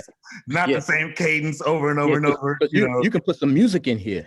You know what I'm saying? I mean, Exactly. Vernon, I what mean, did you? I it's didn't hear what I you mean, the said. thing about it, what's painful is that we don't embrace our breadth and our depth. You know what I mean? It's almost like it's too big, and because we're fighting uphill this assessment of this again goes back to white supremacy on a level of we are made to feel that we are lesser than, and it's kind of thing where you can reject it out of hand, but you see how we treat each other, the way we act towards each other, and it's a real thing. It's a real thing. And certain things that we have commodified, I'm not going to even go there, but certain things that we've commodified have not helped us. They just haven't. Yes. If you look at the, you know what I mean? You say it's being, certain things are being transformed, but that's not the reality of what's happening. Certain things are not disengaged from rage and shame. Mm. And it's like poison that we keep ingesting, and certain things that would never appear on records. You know, there was a line where it was not that we weren't going to do that. Mm. But then because of capitalism, you know what I mean? Everything's for sale. And because everything's for sale, everything is available. And because everything's available, you know, you got to take, that's funky, but you also got to take the poison with it. Mm. And this Right. is a part. I don't even have to go, and I'm just That's straight funky, but you also got to take the poison that comes that's with it. what, that's what it is. That's what it is. There's a certain kind of negativity and self-abasement that's just that we have to fight. I mean, and we're gonna counteract it, right? We're gonna counteract it. It's got to be all hands on deck, all ages, in all circumstances, at all times. Yeah. And understand that level of vigilance and discipline and engagement. And I'm not talking about judging, but you know what I mean? Like the things that Curtis told us all about in them records. Yeah. Mhm. Like, you know what I mean? We a winner. Like that sentiment. Yes. You know what I'm saying? So check it out. Back to Sandra's point. Is anybody still around? You know, Ronnie Isley Still here. was. Are Yeah. we talking 5 decades? Yeah. You want to talk about a winner? He's probably the only one that has had that level of success and engagement and hits that's ever. But what he had to do was he had to reinvent himself every 10 years. Am I right? Correct. Like he didn't get away with just No. singing, twist, and shout No. for the next 50 years, right? No. Thankfully, he had an Ernie helping do that. And he ain't do it by himself He neither. didn't do it by That's himself. right. He did it by himself. He didn't do it That's by But I think, but I think, he needs to be, we need to lift up. I mean, back to the education point, Black, Hispanic kids from the hood, kids everywhere need to be aware and treat these blues and jazz and R&B artists from decades ago like heroes, like who they are. I mean, But it's a system that got put in place before any of us even got to the planet. It's so broken, that was broken before we even arrived here, that we don't have that nucleus, that we're not in church. Every generation, one little thing gets you further and further away from the truth of the royalty. Like Right. you're not in church, so you didn't learn that. There was no instruments in your house, so you didn't get Right. that. Then they took it out of school, then you didn't get that. Mm. Now they got you wet on the radio, and so if you're not a part of that, then you don't get that. Each generation gets further and further away from like the truth of the royalty that we are. Right. And that was put into place before we even arrived here. That was part of the getting to here. You Right. know, it wasn't made for us to remember where we came from and put that into our art. It was made for us to just do this art. It's the microwave art. And then, we saw that part on TikTok. We're gonna take from that and we're gonna make this, and we're gonna blow this up and sell it diamond. We're gonna have Nat King Cole here, and we're gonna let all these kids just dance around and do the hipping and the skipping while he's singing. And that part is the harder part. How do we fix that? That's a base level. Well, I'll tell you, A disconnect. I'll tell you one of the most outrageous appropriations that's going on right now. You heard about these white supremacists in Michigan that they was going to kidnap and execute the governor. Mhm. You know what they call themselves, right? The Proud They Boys. call themselves the Boogaloo Boys. Oh, that. Oh, God. From the hip hop thing. Yeah. And I'm like hearing that, and I'm like, am I bugging? Because Boogaloo, that's our shit. That's some Black and Latin. So how do these dudes, you know what I They mean? co-opt And all even of if our you shit, even though. if you talk about electric boogaloo, that's still our shit. So now you have literally all white supremacists are appropriating that, and we're not saying a thing about it because we don't even have the memory Mhm. Well, to one of the say, hey, yo, you can't have that. Yeah, I mean, well, I always thought, and you all know this. Black history is American history. So until Black history is spoken to in from elementary on and taught to all kids, white, Mhm. Puerto Rican, Chinese, Korean, Black, everybody, there should be no reason why these, you walk and you ask the young Black kid, they don't know who Lester Young is. They don't know who Robert Johnson is. They don't know Black history, not just music. Black history and the culture of it needs to be taught. It's American history. And until And you see, they that tried becomes, to opt out of it in some places. They oh wanted yeah, in Yeah. Oregon, they wanted to opt out. Like, but y'all until don't that's make the kids. until that's mandatory, we Right. won't see, you're not going to see the kind of change that we're talking about here. And You're they not going to see definitely- the level of awareness and education they need until some that's civics mandatory. too. Please, some Look civics. at the reaction to 1619. They reacted to the 1619 project Like like holy they water, reacted to Black Lives Matter.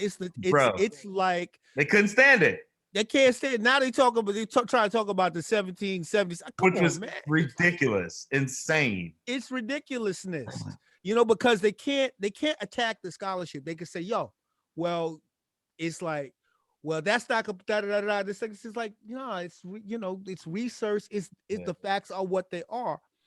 And then other people say, well, you should be talking about Native American experience and you should be talking about all these other things. And I agree, but that's not the point of the 1619 project. It had a particular focus. Now, there are other things. There should be a bunch of other projects to deal with the same topic and the same contemporaneous situations. Right. But that 1619 project is deep. Before George Washington was born, before Thomas Jefferson was born, things were already in place. And people don't get that.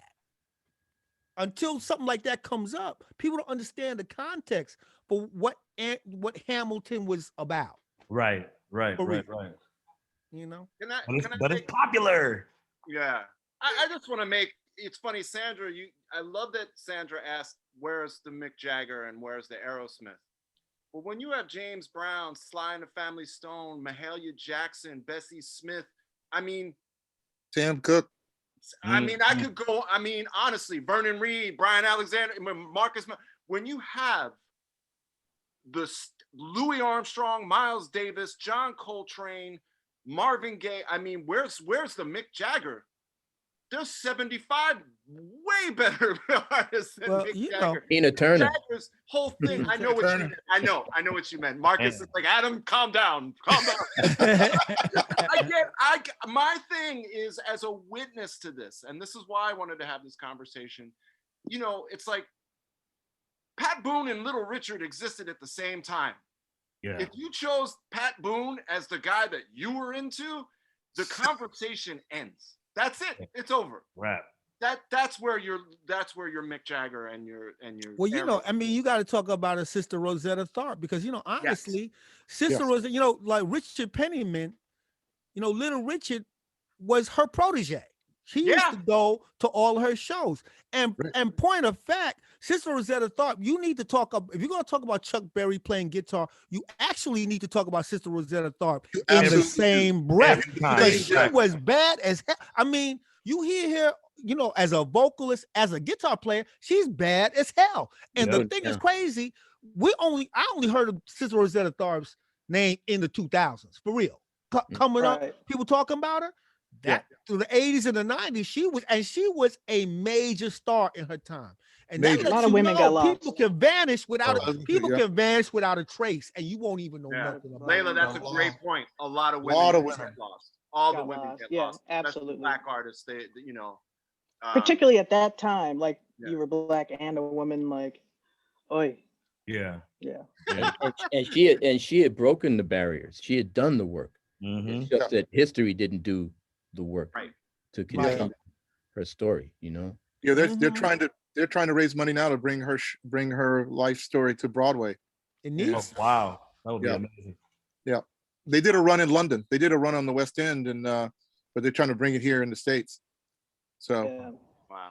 yeah. I mean, even now, as a Black woman, as a professional, as a as an award-winning artist, as a singer, as somebody, it just in the last like 4 years, I decided, okay, you just got to tell yourself you're a top 10 on the planet. Just that's what you are. Just step outside of yourself and observe yourself, and that's who you want to be. That's who you are. As a white woman, my career probably looks a whole lot different.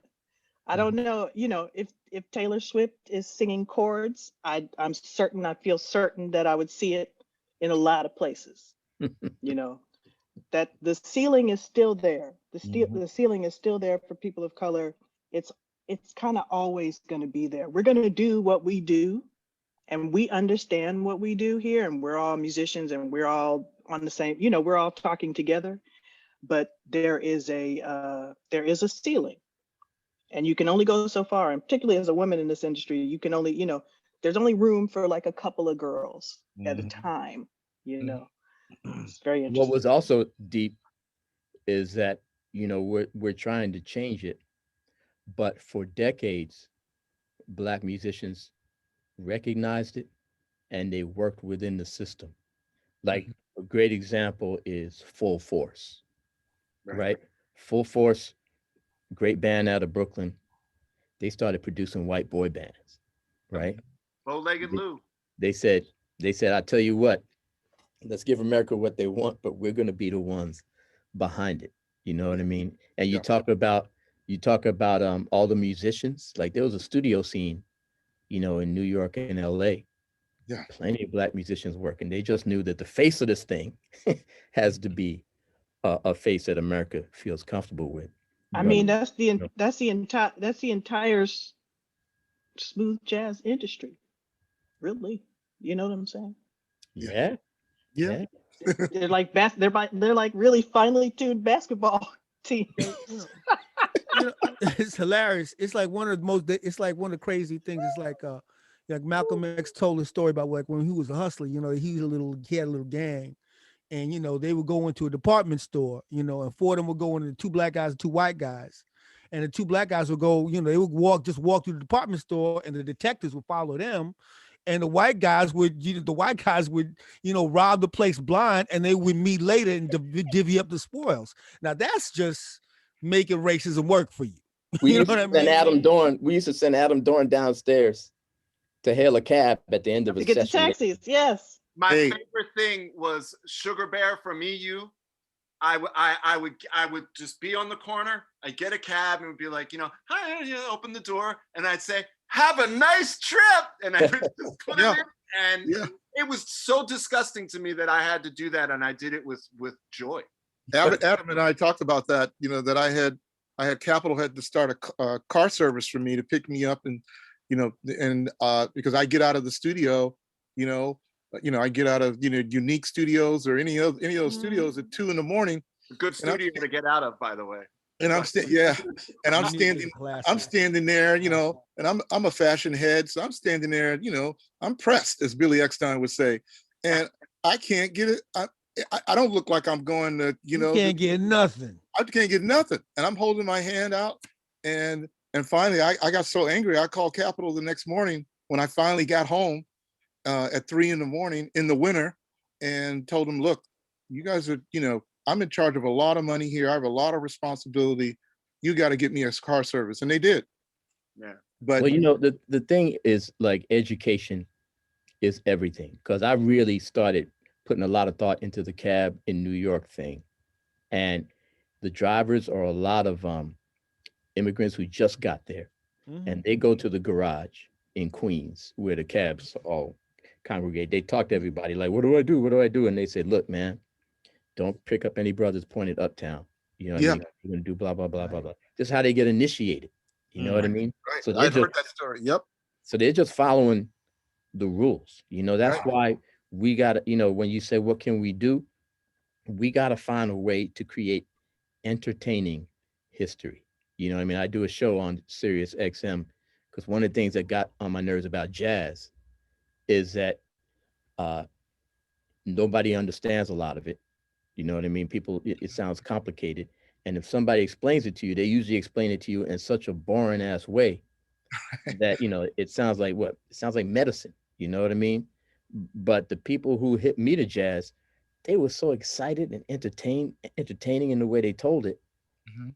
that it totally turned me on. You know what I Yeah. mean? And I think we got to find a way to teach people about Louis Armstrong, Yeah. Miles Davis. Yeah, it might take some remixes. You know what I mean? Right.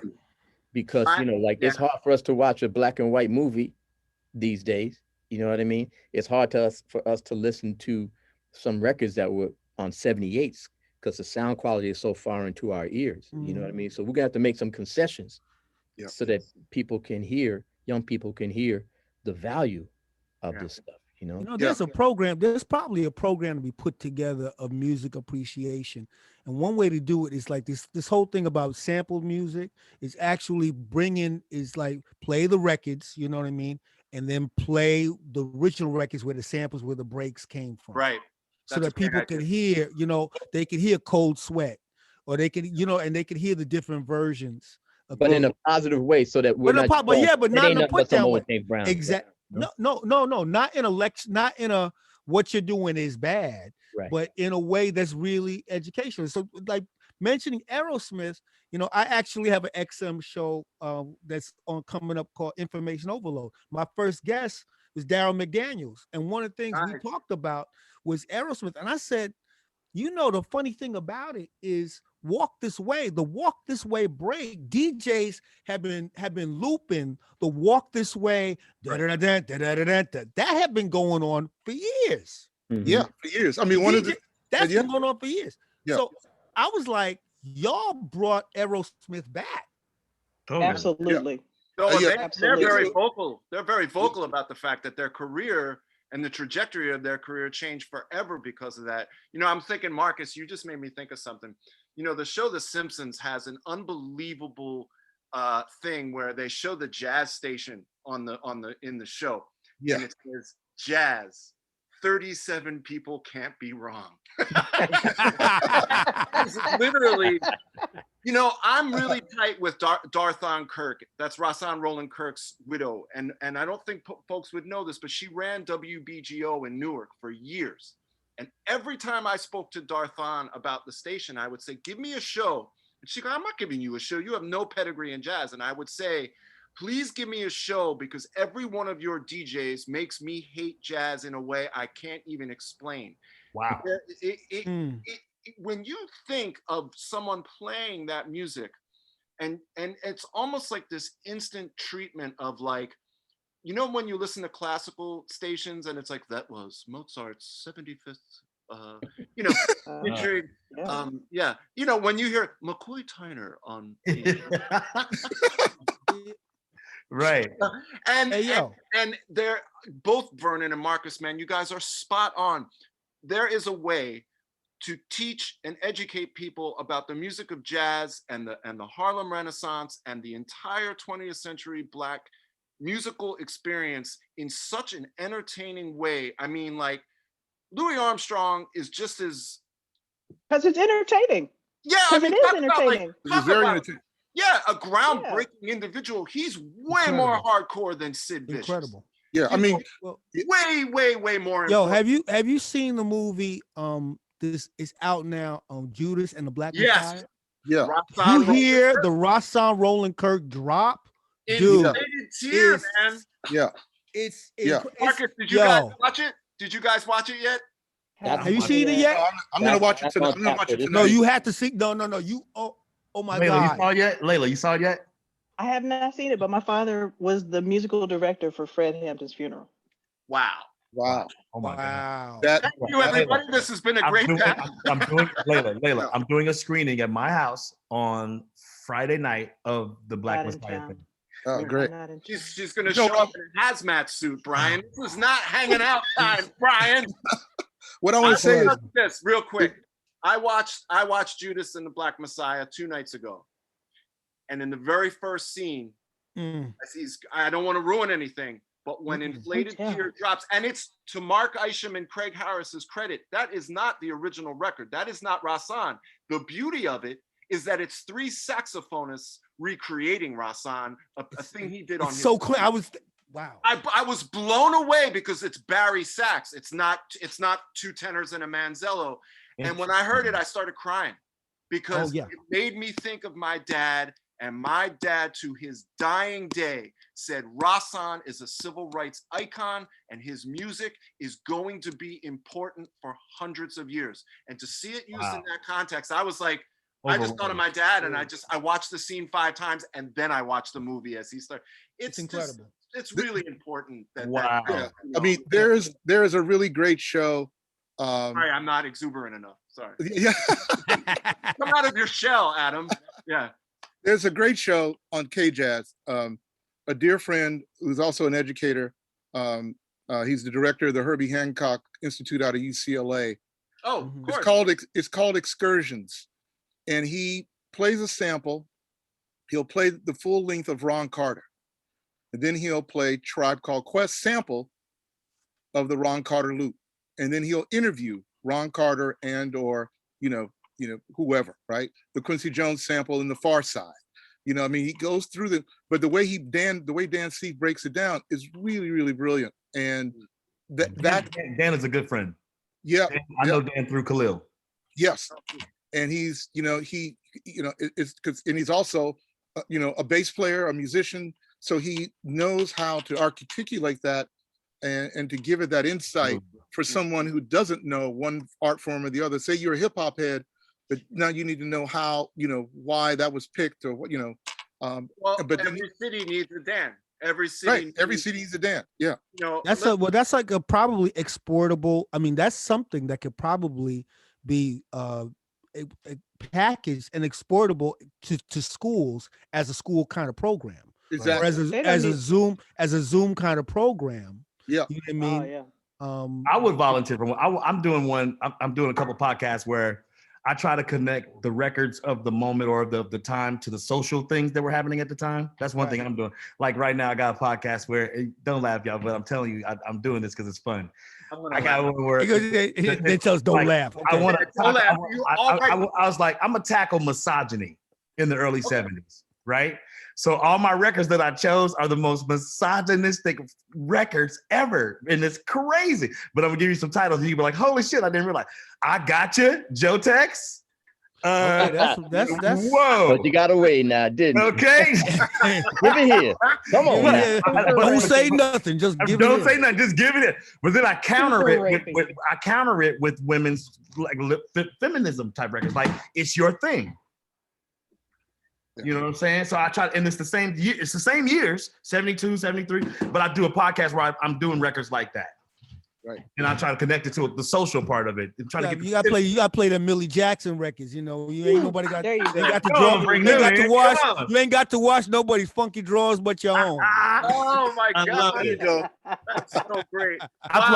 Look, I got Linda Clifford's Runaway Love. It's disco, but she's telling them to get the hell out. That record with Millie Jackson is sitting on the toilet with the panties down by. Oh, yeah. Come on now. That's still in bitchy. We got it.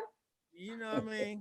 We went Millie Jackson, y'all. We're full Millie Jackson. Hey, but I think overall is what you guys are all saying is that we got to make it more interesting to Right. keep the engagement for the kids to know, because it's back to what Leila was saying. Yeah. Even remember when Cosby would have, it was part of the show. To me, jazz and music appreciation felt baked into a show like that. Yeah. Even Right. I mean, Yeah, there were a lot of shows that represented like education and represented music and had Stevie Wonder and Right. and Herbie Hancock. and Yes. Biggie and Herbie on the Baby shows. Kate. That was incredible. Yeah. It was so many millions of people's window into a world that opened up their eyes to so much different stuff. I feel like there's less, and it's so ironic that in an era where there's more TV networks, more streaming services, more everything. I mean, there's 100 different networks and none of this content being put on them.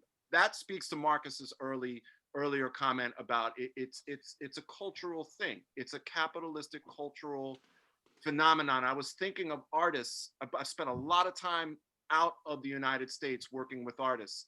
And it's different in cultures like France and Germany. When you become an artist, your career stays a different way. Your relevance, you stay relevant for your entire career. You just bring your fans with you. This country and England, and I think that there can be a connection between those two cultures. It's all about, you're up there, knock the pedestal out from underneath, move on to the next thing. Whereas I worked with these French artists, I swear, like I was a baby, and BB, Marcus BB would get me these sessions where they would say, we want Marcus Miller. And she'd be like, I got someone that's great. So I would show up and I would be like, it would be some French artist that sells like 3 million records in the Benelux and in France. And they'd stay a star for the next 30 years. Every artist I worked with is still a star, still irrelevant. And that's a cultural thing. They adore. We're young. We're a young country. We're Well, really like a young country. That's true. We're the Miley Cyrus of countries. Man, that's just wow. With the racist dad. Oh God! Did I say that out loud? No, Come on it's now, fine. come on We're now. the Miley Cyrus of countries. I think that's. Well, In 100 100 years, take- it may be different. if you take France, for example, Yeah. you talk to a mayor in a small French city, like in Provence or something like that, he'll tell you our biggest export is our history. Yep. Right? Yep. So these European countries, because of their age, Layla, they've been through the whole thing. They're actually, in terms of creativity and changing the world, they kind of did that part. Yeah. Right. And now they're into just celebrating Mm-hmm. the history, right? So that's why our Josephine Bakers went there as Yeah. far back as then, and Nina Simone's. All of them. Morgan. James Baldwin, all of them. Baldwin. That's Yeah. like, that's just an indictment. You know what I mean? The fact that the creative expatriates, the Richard Wrights, you know what I mean? Like someone was asking me about Jimi Hendrix, and I was saying, well, there were 25 Jimi Hendrixes, right? There were 25 Jimi Hendrixes. They and 24 of them didn't leave home. Right. 24 of them Right. never, you know what I mean? Don't get it twisted. Jimmy took a walk into space. Chaz Chandler came through. He said, I'd like to take you to England. He could have said back the F up, but instead of that, Right. because he went with it. He went with it and changed world history. Right. And that's Right. that's the other part of it. Is like we do a lot, but we don't do this by ourselves. You know what I mean? Right. That's the other connective tissue to the whole thing. Like talking about, like we were early on, we were talking about the singer-songwriters. Well, Roberta Flack, Quiet Fire, those records were revolutionary records because she Absolutely. was quiet on those records. Like Mhm. those What? records were not hollering. Those records were those she were not ne- Aretha records. They never put Roberta though in that space where Carly Simon and all the other singer-songwriter chicks go. Her contemporary. Right. Right. Yeah. That's what and that's the problem. They never couch her with her peers. No. You know what I'm saying? And she's just as important to the development of the singer-songwriter as Absolutely. Carly Simon. Absolutely. As And then, and you know what? And it moves each decade, because then when you get to the 80s, where it's all about the Celine Dion's, she was doing those kind of records too. Yeah. Remember they did the pop Tonight I Celebrate My Love as those kind of records. Regina Bell did those kind of records with Peebo, and they were the same genre as those people, but they didn't get the same. yeah, There it is. never the same shine. I like how you put it. They didn't get the same Right. Right. Roberta is a fascinating example because there are also a lot of things that Roberta did to remove herself from certain equation as well. I'm not discrediting what you said, Layla. There are people in this room that have a Understood. very Understood. long history with Roberta, and Roberta, but you're right. She wasn't, but she won Record of the Year 2 years in a row for a very systemically racist organization at the time, like, to peek through and have that recognition for First Time Ever I Saw Your Face and Killing Me Softly 2 years in a row is pretty magnificent. But I Yeah. agree. Let me tell you though Magnificent artist. that even with five Grammys in, Yeah. they are fantastic to have, and I would like more. Don't get me wrong. But Follow up understand, with just one more. when I'm sitting in the audience and they say, here to announce the best new artist is 5-time Grammy winner Celine Dion. Yeah. And I think, what? Me and Celine Dion have the same amount of Grammys? Mariah Carey and I have the same amount of Grammys? There's a different kind of recognition. Billy Childs has like 13 Grammys, Right. you know? I don't know how many, and I only call these names because they come to mind. I don't know how many Michael Feinstein has or Michael Bublé has, but the recognition is different. So even though they recognized Roberta at that time with those awards, kind of from her peers, didn't mean that she got couched in the same, you know, Right. It was different. Yeah, no, for sure. And it took And a you know lot. what? And look, and they broadcasted theirs because look how many times they don't broadcast ours, which is insane. That's part of it right there. Like not broadcasting it on the day of the show or Right, Yeah. they're different. in Yeah, prime time. So right. Well, listen, we're almost 2 hours in. Yikes. In my infinite anxiety-riddled personality, I thought, oh, this panel, they're going to be like looking at their watches and want to leave. I didn't realize we would. I'm hungry though. I am hungry though. I will tell you that. Well, I'm hungry. you know, it's You know. 9:15 for Yeah. Vernon. So Vernon, we're going to let you 9:15 go really Vernon. shortly. Right. I Right. want to wrap up, but I love this because I think that this is how these should go. This is, you know, you have a conversation like this and it leads to solutions, but it also is steeped in history and in love and in appreciation. You know, the excellence. Listen, this panel, I love everyone on this panel for different reasons, but I want to thank you so much Oh man, for thank you. taking the time to have this conversation because it's really important. And as a young organization like Sona, we're only 6 years old. It's so great to be able to do this and not have it be, I don't like bullshit. And we're not we're an organization. We sued the Department of Justice. Okay. We don't mess around. So when we do something like this, it has to come from a real place and it has to be legit. And I just want to thank everyone. I have one question. This is from my wife, my beautiful, amazing wife, Colette. She said she wants to hear from the panelists what you would say. And I know this is like one of those questions like, oh, great. But she's right. I want to hear quickly, what would you say to your 18-year-old self if you now, based on the journey that you've taken into music and culture? And we have UNESCO peace artists here, we have Grammy winners here, we have execs that broke boundaries, we have, I mean, I know it's not an, you know. You know what I would say? I would Leila say first. trust your instinct. Trust your instinct and go to the gym. That's what I would say to myself.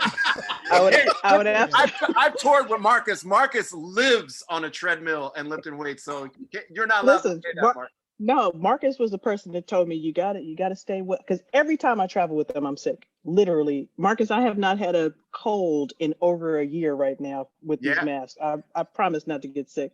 But Marcus said you gotta keep your health together. You gotta take vitamins. You gotta eat right. I mean, he's like my sensei. A lot of people don't know that shit, but that's real.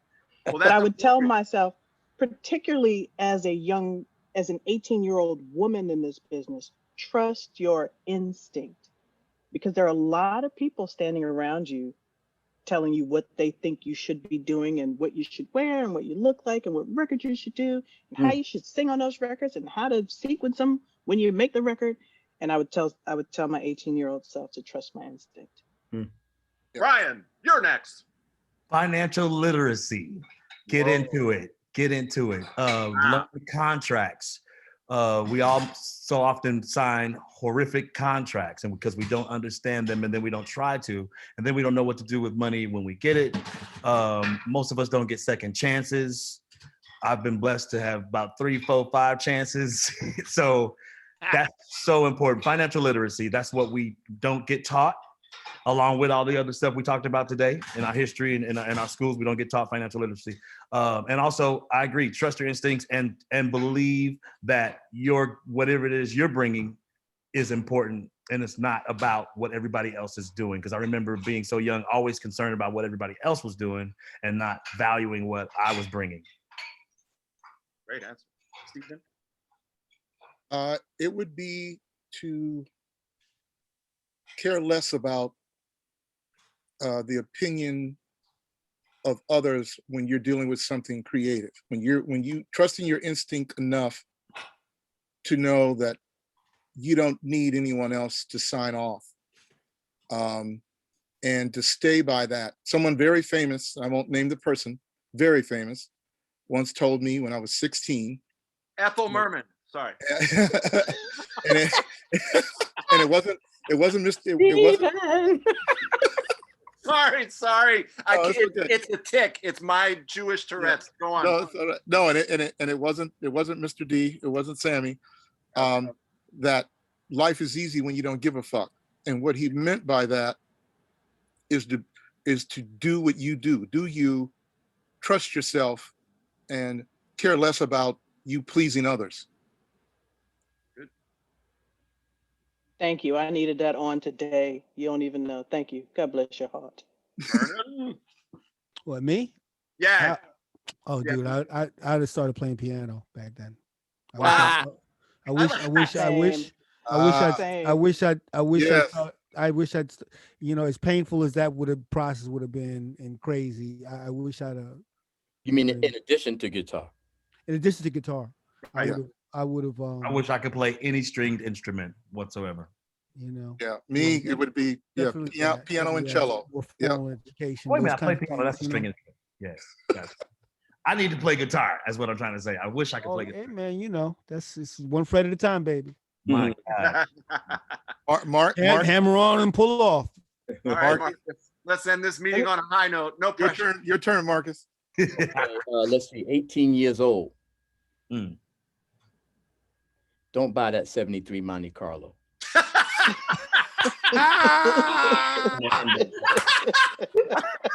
Nice car, man.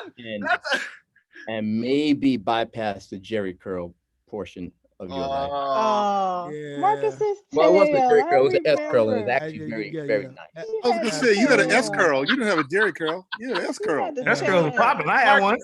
Marcus, that just makes me think you're the cherry on my sundae and the diamond there in you my go. ring. There you go. Man, that is the Marcus with the Jerry curl. I remember. But you know what? You know what is wonderful about being 18?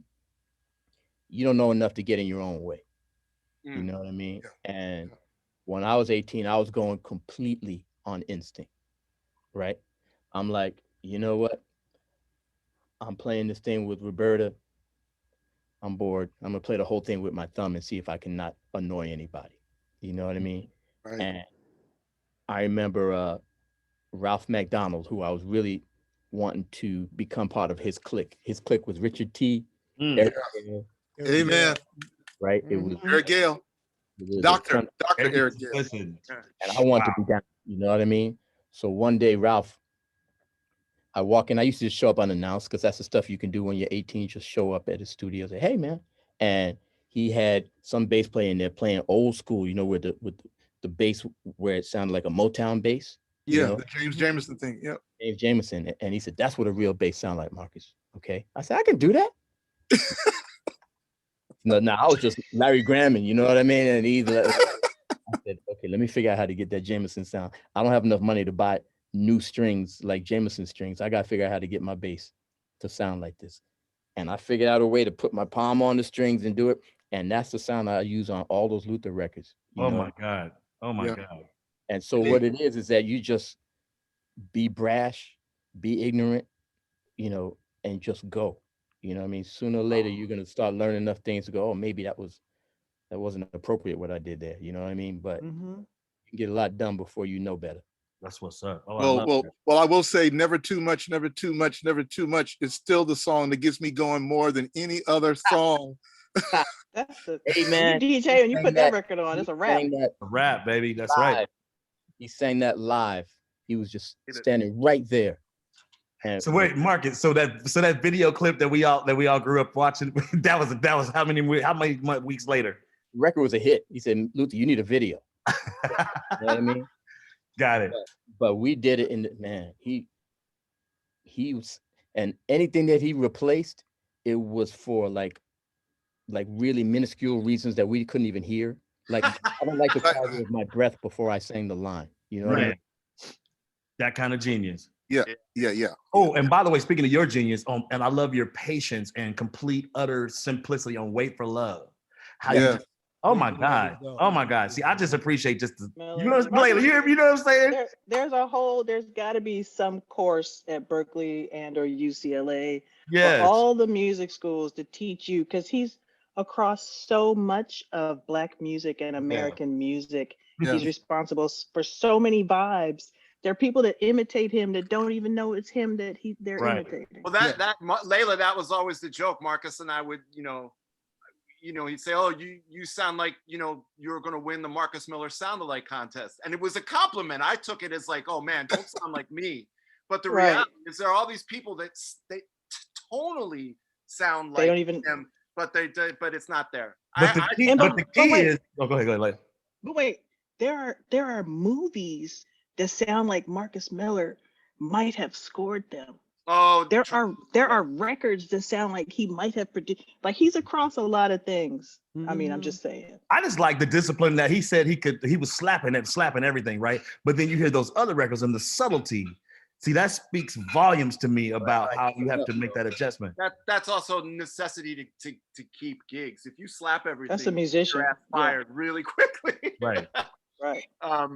But Larry Graham is not known for like the ballads. You know what I'm saying? That's what I'm saying. One in a million you. What you talking about? Besides that one. I'm talking about bass playing wise. Yeah. You know, I used to sing that song in the original key when I was we get 15 married. places. Are you serious, Leila? Oh, you did in the original key? Wow.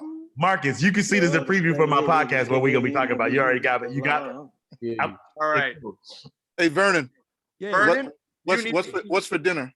Yeah, you're going to be eating in about 40 seconds. Why y'all gonna mess with me right now? Because you got me up here talking about what's for dinner. I need to go eat. That's where I'm literally. You are officially dismissed. I want to thank everyone. Wait. Vernon, can you tell me when your podcast is gonna start again? Because I want to hear It's it. gonna be. I think it's gonna be like it's the 27th to the 28th. Oh, nice. Okay. On the volume channel. Volume Marcus, what is yours? Burnt Yeah, 22. information overload on What you say, Marcus? What? Burnt 22. Is that correct? Burnt 22 on Instagram. Instagram See my and Twitter. photographs, and I'm burnt 22 on Twitter. You know, we want to see me goad the Trumpsters. You know, I'm look, and speaking of that, you go to my page for that. No, yeah, we're not. That's a no-go zone. Yeah. Okay. We're cutting that out. We're cutting that out. Leila will tell you my Instagram page. Come on, Leila. What? I get them together every day, all day. Ladies and gentlemen, thank you so much for attending. Thank this you, recording. Adam. Ryan turns this in. Thank you, Adam. Want to thank All right. Ryan Alexander Morgan. Thank Steve you, guys. Gray, Vernon Reed, Bye, Leila Songwriters. Hi, everybody. Thank It you. was lovely. Marcus, I'll get your info. Delightful. I'll get your info from Adam. Is that cool? No. Same, Adam, for Vernon Thanks, and Marcus. guys. Take care, everybody. Thank you. Bye, baby. Leila, call me. Peace. Bye. Okay, Thanks, man. Bye. Thanks, guys. See ya.